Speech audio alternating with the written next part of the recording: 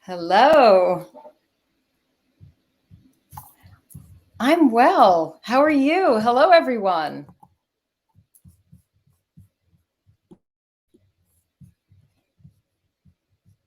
So I'm having a little audio problem, Martin. And as I fix it, can you hear me okay? Yes, and it was me who was muted. So Oh, here we go. That's a yeah. great thing about these live streams. You mute yourself in the studio, you come back and just start blabbing away, and nobody hears you. That's Anyway, hysterical. I'm hello. thinking, okay, it's my new laptop. What did I No, not connect? All right. no. Well, hello, everyone. Great to have you here. And Martin, I've been looking forward to this discussion. It's going to be a good one. I think so too. And I'm really excited, to bring in our guest, Ken, who we both have known for a long time. So, anyone who is here, please introduce yourself in the chat. Say where you're from, your name. Hi, Rabia. Good to see you. Uh, Mawunyo, and I hope I pronounced that right. Uh, Aru, hello. Aru is a former student of mine. Amit? Um, so nice to see you, Aru.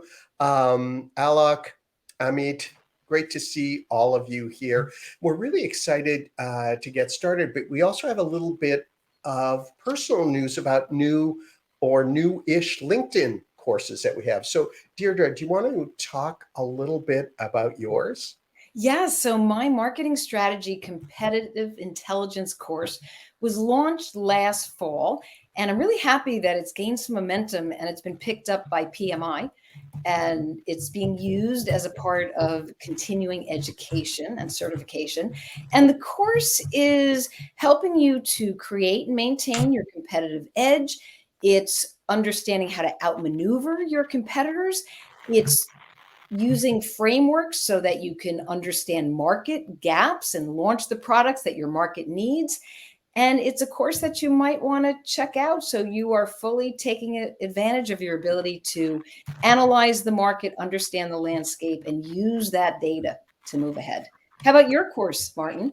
Well, mine is on a topic that seems to be on everyone's, or part of everyone's consciousness these days, especially if you're in digital marketing or digital communications, and that is generative AI. And it's called Generative AI for Digital Marketers.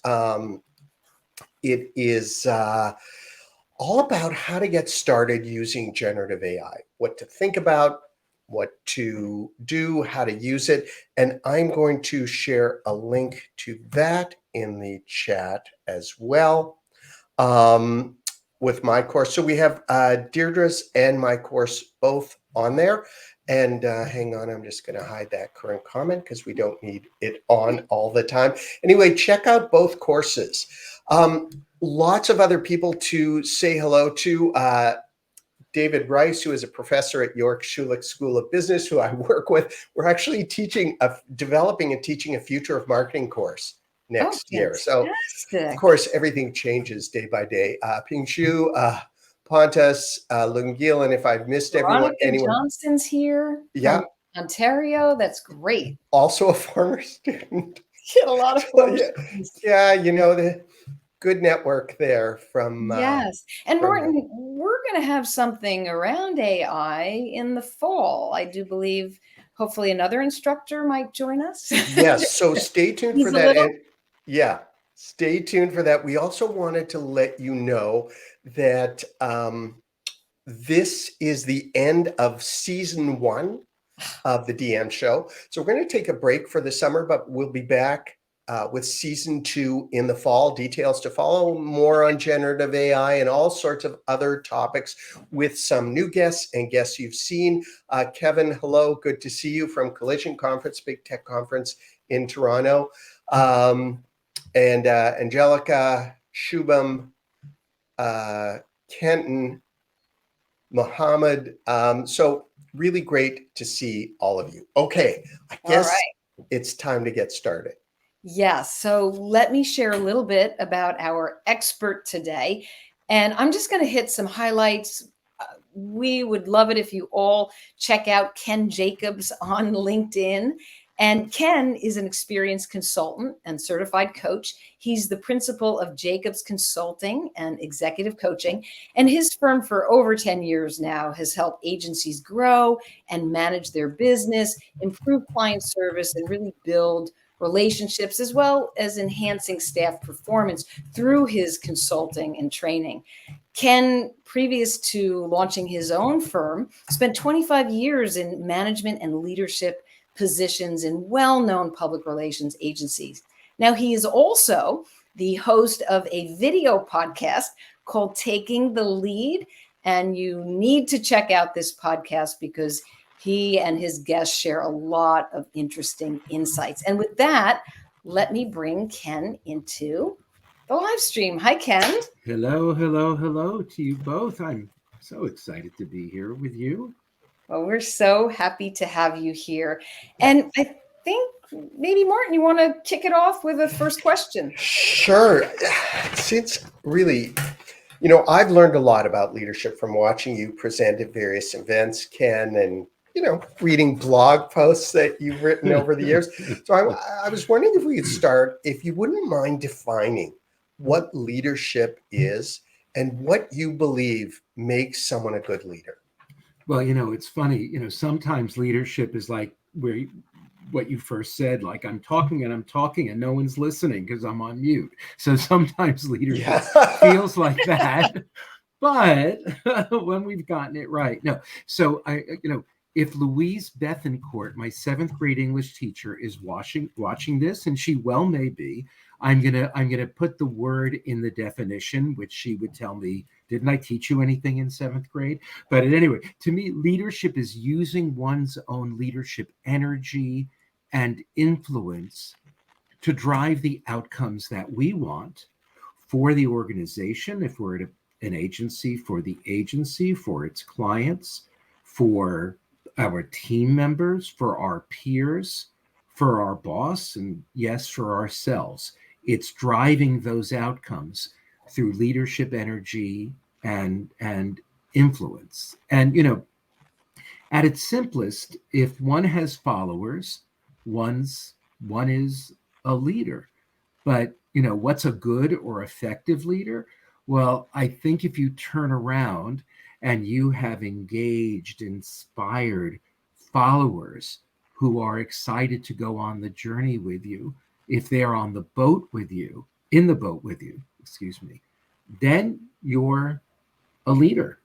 And I think it's so important today that we understand this. I consider this the sort of era of uncertainty. It started back in March of 2020, which you may remember, March 13th, I think it was. But when you've got followers who will follow you off the proverbial cliff, that is what you really want in this day of uncertainty. And may I do my shameless plug here now? Yeah. Yes, feels like time for a shameless plug. So we've just published our 4th leadership ebook. It is all about being an effective leader during an era of uncertainty. And I think there are certain leadership skills that, we've always relied upon, but are more important than ever. And, it's at my website, www.jacobscomm.com.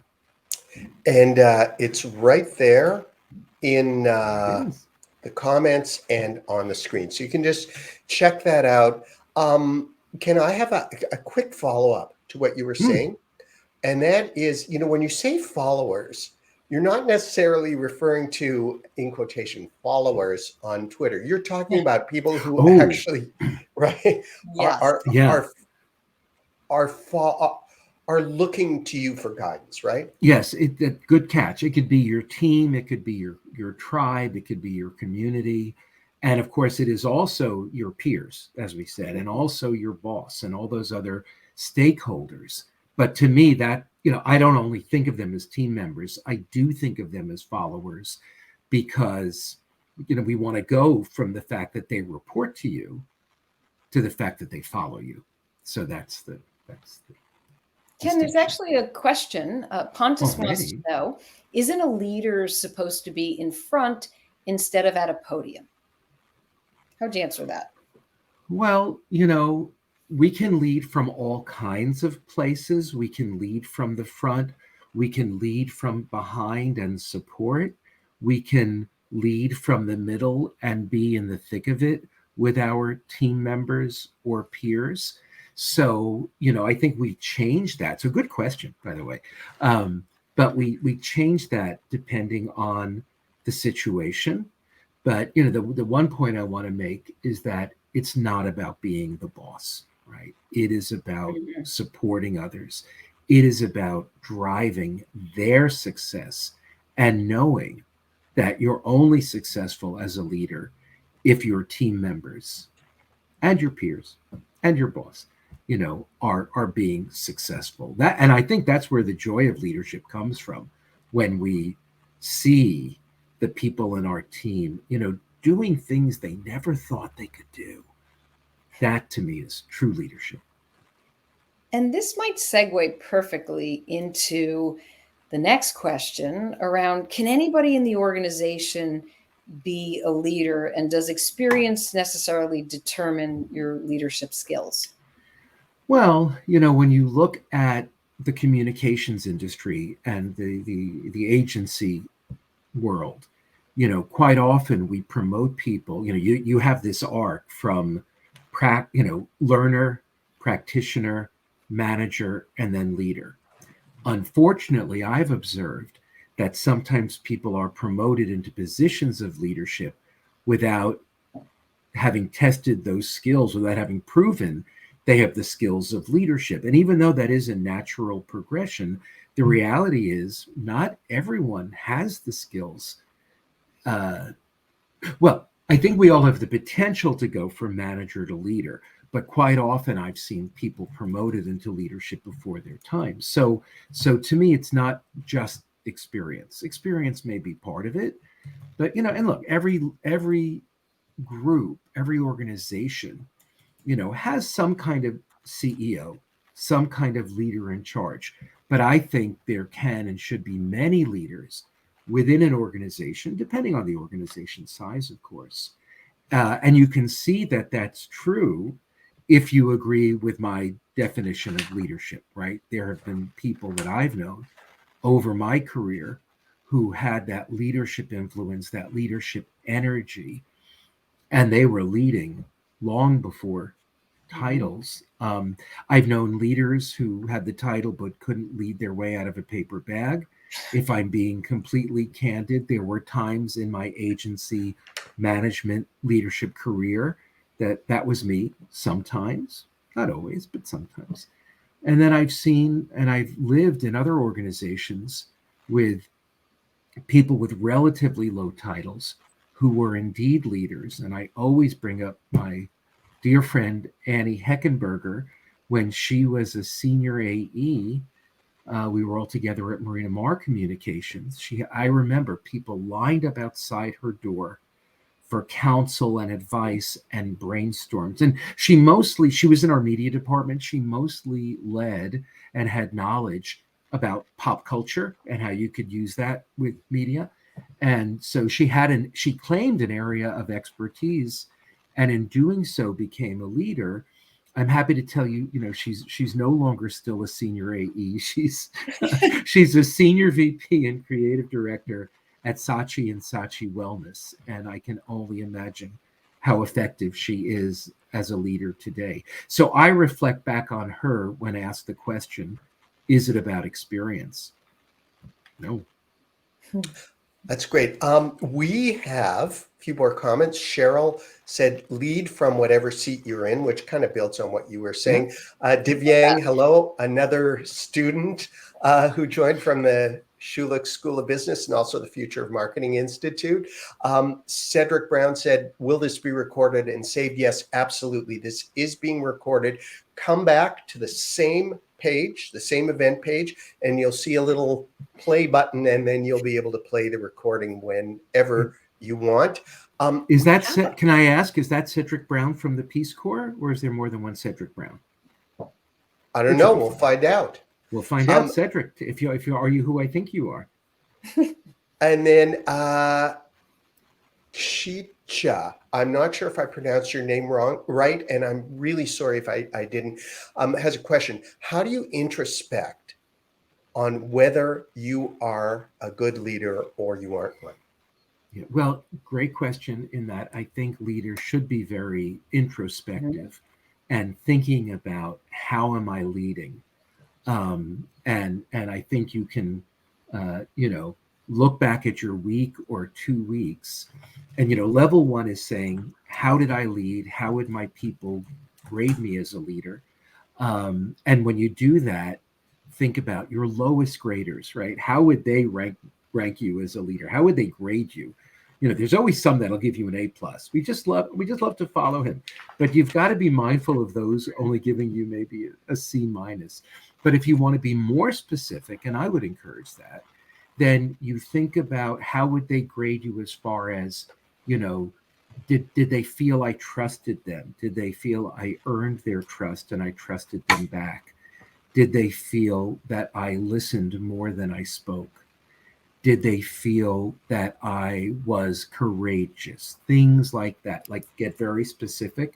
And then taking it to the next level, as it were, is get feedback on your leadership performance. It takes courage. Sometimes you will read things that are a little painful to read, right? But how else do you get better? So if you really want to be an effective leader with inspired followers, get that leadership performance. And here's something interesting. There was a study about leaders who asked for leadership performance. They are ranked much higher as leaders just for having asked. And don't forget, if you're ranked higher as a leader by the population, people are going to want to follow you. So I don't even know if the study studied, did you act on what you learned? But from the very act of asking, your people will want to follow you more, or more people will want to follow you. That's how we extrapolate the data. You made some really good points, Ken, and you mentioned one word, being mindful. And that's an important word because as a leader, you have to be present and in the moment. And that takes work and that takes practice, but it's not necessarily at the end of the day reflecting. I try to get executives and any professional to understand that we work in segments. And every time we leave a meeting, we enter into a new segment. And if you can get into the practice of being mindful and reflecting back to close out, you'll be able to be self-aware and self-assess before you move into your next segment. And I think related to that, if you want to lead better, if you're not yet doing some fitness, do some fitness, whatever it is for you. Aerobic, stretching, yoga, walking around the block. It just sets up your day better.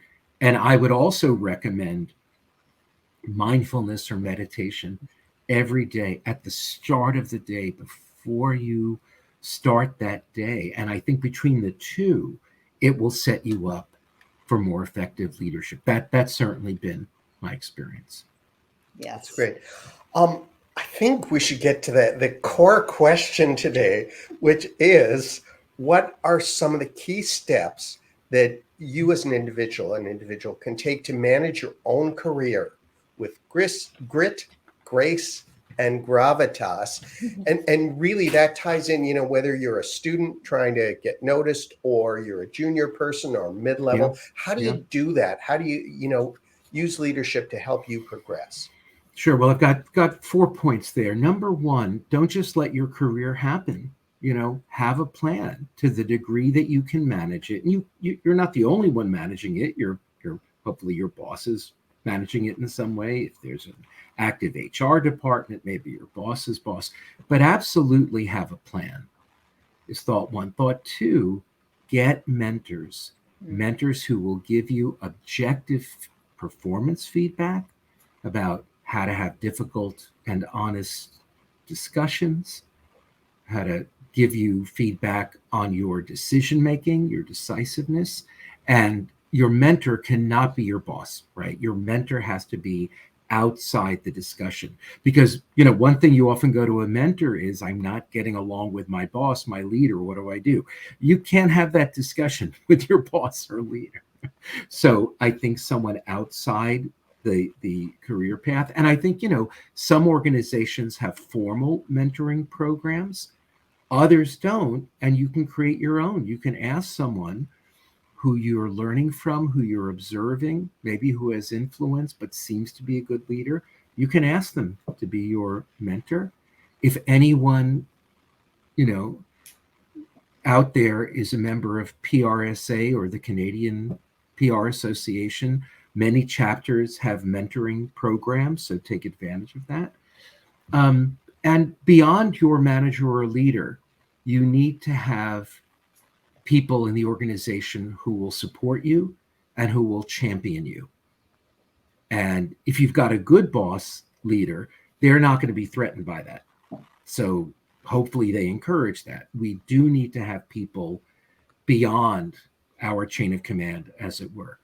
And last, you know, if it matters, we measure it, right? So create very specific, measurable goals for yourself for your review and your evaluation, and, you know, how you're being considered for the next step or for a bonus or for your salary. But and you know, look, some managers give us squishy goals. That's not enough. That's not going to help you. Take the initiative, figure out how to turn that into something measurable. Be willing to be measured. Be courageous enough to be measured. That's going to help you very much in your career, I believe. Excellent. Well, I'm going to add to this to manage career with grit, grace, and gravitas, but it's Sure. also this balancing act with life. And I think that it's knowing, you mentioned having a plan, which is really important, but it's also knowing priorities and that balance or blend, and being able to say no. And discipline, the discipline that you have to get done what you need to get done that serves you and serves your purpose. And then being able to communicate effectively is also really important, as you're speaking of the grit, the grace, and the gravitas. Well, you know, it's so insightful. And I think one thing we can do as a leader, you can do, you know, too often you know, for years, you know, baby boomers complained about Gen X, and then Gen X complained about the millennials, and now others are complaining about Gen Z. If you want to be a great leader today, be open to the greatness of all those generations who might be in your workplace, but especially the Gen Z, because, you know, there are no baby boomer account executives anymore, right? They're just not there. This is the generation populating our workplace, and it's through them that we achieve organizational goals. So appreciate what Gen Z brings, and the one thing they bring, I think, that we can all learn from, whether we're boomer, X, millennial, this sense of balance, this sense of, you know, I don't live to work, I work to live. And there's a role for my work within that. And, you know, we're living in an era, in addition to being the era of uncertainty, this is the era of employee disengagement, and the data just keeps reinforcing that. So when you know that's the case, and you know that engagement is important, you've got to understand the motivations of your workforce, especially Gen Z. They're very focused on balance. They're very focused on an outside life. They're very focused on community. They're very focused on purpose. And if you want to lead them, you've got to show that you get that, and that you contribute to that, and that they can achieve that within your organization. Right. No, great point. And I'm going to have to learn about all those things, balance, you know, life outside. No, we have a number of questions from our viewers. So we're going to get to them, and we'll probably have to wrap up with that because we're just, coming close. It goes by fast, let me tell you. It does. And one thing I wanted just to add to the whole idea of someone wanted to know how to find a mentor. And I'm going to, Kelly did, and we'll get you to answer that. But a mentor doesn't only have to be more senior to you necessarily. Sometimes your mentor can be more junior. And you can, it just depends what you're looking for mentorship in. And the New York Times, I believe, did this really successful, trying to pair their more senior journalists who weren't really getting social and digital media with younger people who were. So, from the more experienced folks, you learn some of the editing skills, writing skills, questioning, how to ask those questions. Younger people, hey, here's how you can actually condense it, share it. It's a really interesting two-way relationship. But getting back, it's so funny that you mentioned that, because when I was 50, last year, but when I was 50, whenever that was, and I did my career reinvention, I didn't understand social media, and I decided I wasn't going to be that guy. I just wasn't. So I decided to get I don't know if you want to call it that, a reverse mentor or a mentor as you're describing, to help guide me through my journey to learn social media. And isn't it ironic? Do you know who that was? It was Annie Heckenberger, who I mentioned earlier. Freaky, isn't it? I didn't know you were going to ask that. This is before I knew you, I think. Yeah. I didn't want to have a peer I wanted a reverse mentor. I wanted someone, and I'm not always great at it, as Deirdre can tell you, but I learned what I needed to know to get started, to not be that guy. And frankly, I'm eternally grateful to Annie for that and other things. She's also makes me laugh. But anyway. So I guess it's the Annie show. No. Yeah. How'd that happen? Our final question really is probably from Kelly. How do you find a mentor? Well, I think, again, if you're a member of an organization like PRSA or the Canadian PR organization, if that's your area, they often have mentoring programs. I suppose that might be true in the worlds of social media, social marketing, all of the rest. I think also you could ask your HR department if they have, or your professional development department if they have a mentoring program. And if they don't, then start observing when you see them at meetings and town halls and interactions. Who seems to be a really effective leader? Who seems to be really generous with their thinking and their time?